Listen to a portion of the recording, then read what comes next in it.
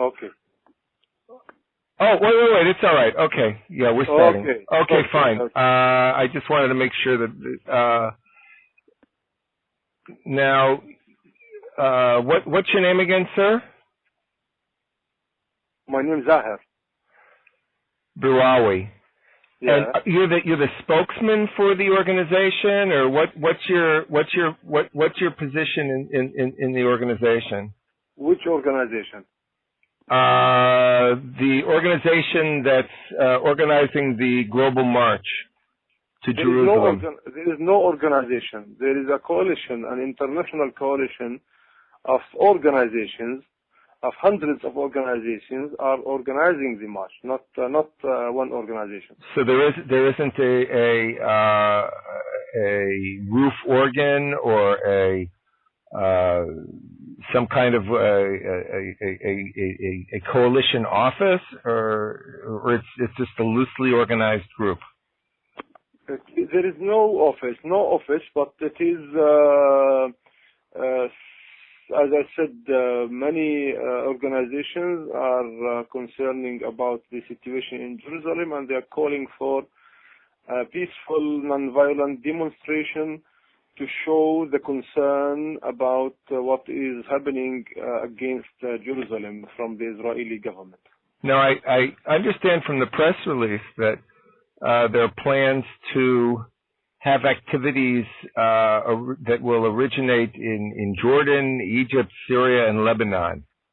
I'm wondering, how do the current events taking place in Syria have an effect on plans for activities to originate in Syria, or you don't expect that that'll have an influence? Let me first, if you don't mind, ask you who's speaking with me. I'm Dr. Alan Lerner. I'm with IMRA News Organization. IMRA News. IMRA. IMRA. Yes. Is this a news agent in the UK here? We are a news agency. In the UK? We are a news agency. We follow We follow the Palestinian, mostly Palestinian, Israeli news. That's the focus of our. That's the focus of our news, of our coverage. Okay, IMRA News. Yeah. Okay. Yes. What is the question then? You're asking about Syria situation? You're going to that there's going to be four neighboring. It says in the press release, 4 neighboring countries will be the focus of where marches will originate from, and you include among them Syria. And I'm wondering if the recent developments in Syria are expected to have an impact on what activity can be launched from Syria. Okay. This situation being discussed within the coalition, and we believe that no participants to go from outside Syria to Syria to participate in any actions or events to take place there. But no one can prevent any nation from doing anything they can regarding this matter, including the Syrians. We are not a political party. We are not in favor of any of the people in Syria, but we are in favor of doing the biggest demonstration in the world for the sake of Jerusalem freedom. We are not involved in any political parties, and we don't support Syria regime nor the others, and we don't involve in their politics. But if the Syrians themselves decided to do any kind of events or actions, we have no authority to prevent them from doing this. It is totally up to the Syrians. The Syrians, especially, there is 500,000 of Palestinians in Syria, and they showed us their interest to do some activities in Syria. We cannot say to them no, And we cannot say to them, you have to, because we know the critical situation in Syria. Now, in your press release, there's a reference to, I'll quote you, it says, "We aim to change the nature of the confrontation by compelling the occupiers to face millions of demonstrators demanding freedom for Palestine and its capital, Jerusalem." I'm wondering, what kind of numbers would you consider to be a success? What kind of numbers would be considered a successful day for you? I understand you. You need to know that the demonstration is not only in the 4 bordering countries. It is in dozens of countries, dozens of capitals and big cities in all over the world. So we expect to have at least, the successful demonstration is to have at least 1 million people all over the world under the slogan, "The people of the world demand the freedom for Jerusalem." They march in the streets in front of the Israeli embassy, if there is any Israeli embassy in any country, and in the Arab and Muslim capitals, plus the border countries and inside Palestine. So at least we are expecting more than 1 million of the people participating in this global march to Jerusalem. Let me ask you, sometimes there's confusion, the term Palestine, geographically, what we're talking about.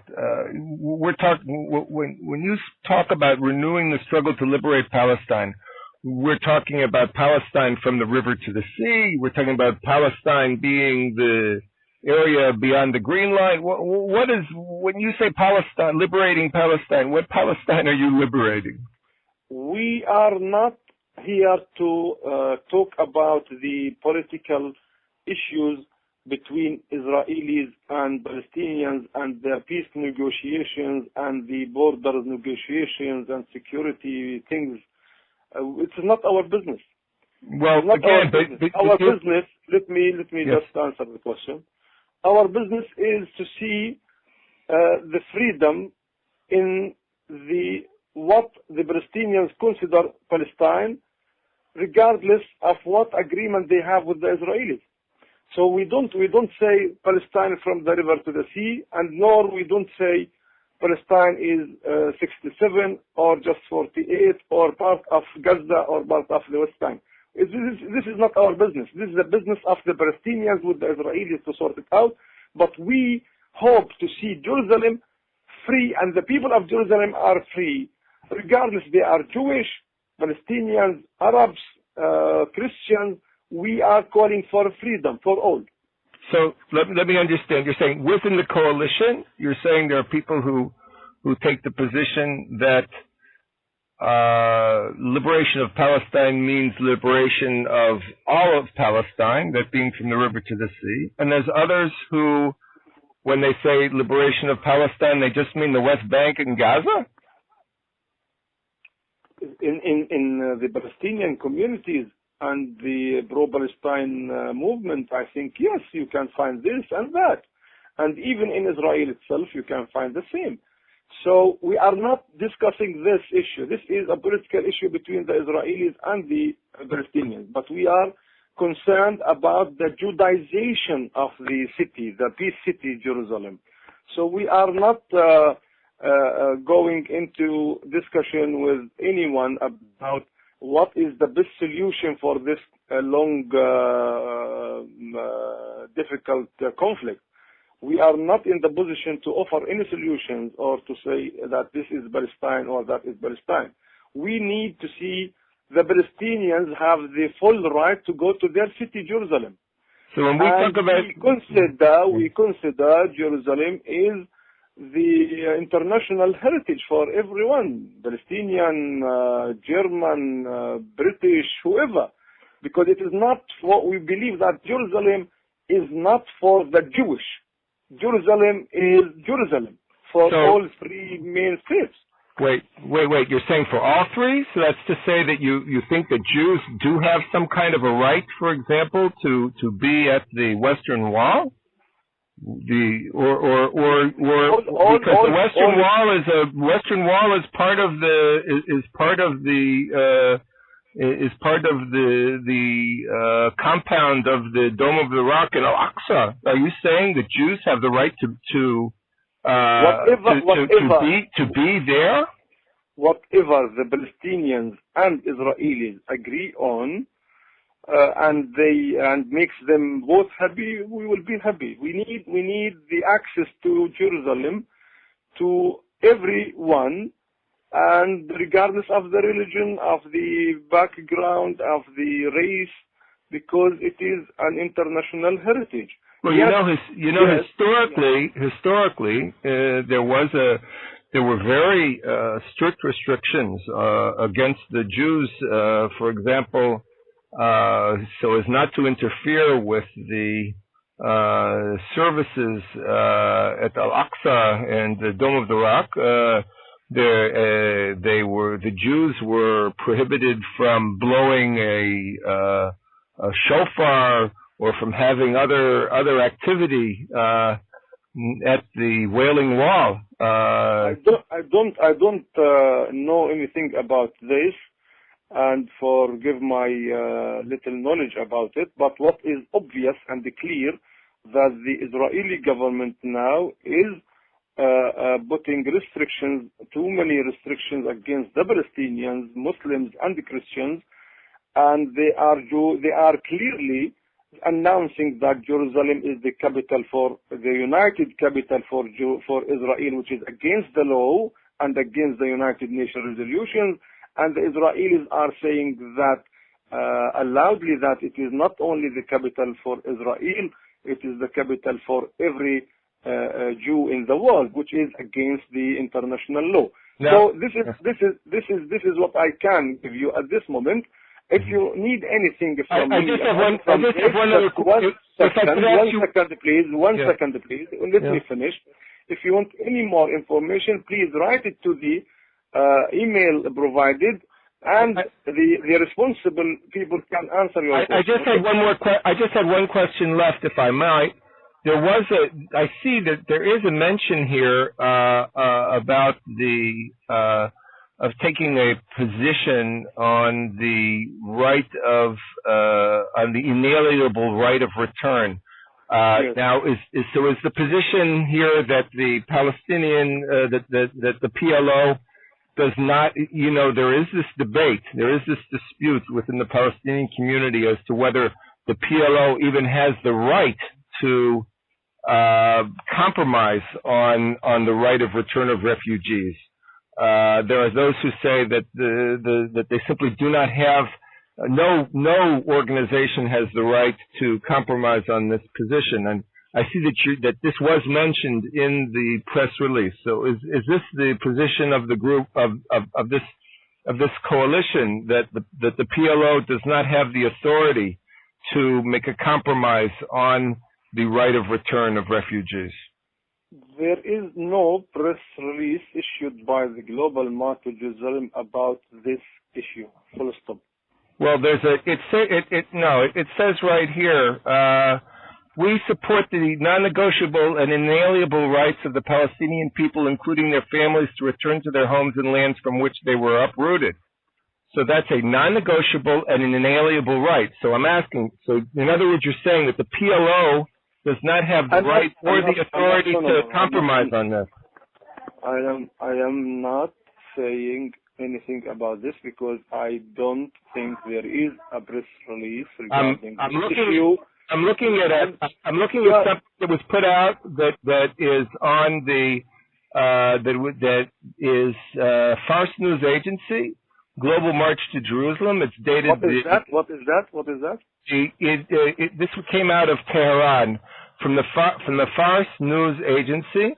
It's issued on the 3rd. We don't have anything to do with Fars News Agency, nor with Iran itself. So it's relating to, and it's actually quoting from your from media. It cites you as for media inquiries, and then it's a press release. And as I said, in the press release, it's the documents of principles, the Freedom Call. It is on your website called the Freedom Call. And in the Freedom Call, it says, we support the non-negotiable and inalienable rights of the Palestinian people, including their families, to return to their homes and lands from which they were uprooted. That's right. Okay. Freedom Call. So that's why I'm asking you, is the Freedom Call saying that the PLO does not have the right to compromise on the right of return? We don't have anything to say about PLO or any other political parties in Palestine. It is not our business. But we believe that the right to return for Palestinians is supported by the international law and the UN resolutions. And according to the international law and UN resolutions, Israel must accept to apply this resolution. But you're going more. You're saying that it's a non-negotiable right. Do you believe that it is a non-negotiable right? That means that the PLO cannot negotiate on this. It is supposed to be applied. The negotiation is for application, the resolution, not for changing. Well, if you the right. It's a non-negotiable right, then you're saying that the PLO cannot compromise on this right. We don't say anything about PLO. It's not our business. It is the business of PLO to do whatever they like with you. Okay, fine. Again, you wrote it's non-negotiable. That means that means a Martian can't negotiate it, nor can the PLO. I mean, that's what it says in black and white.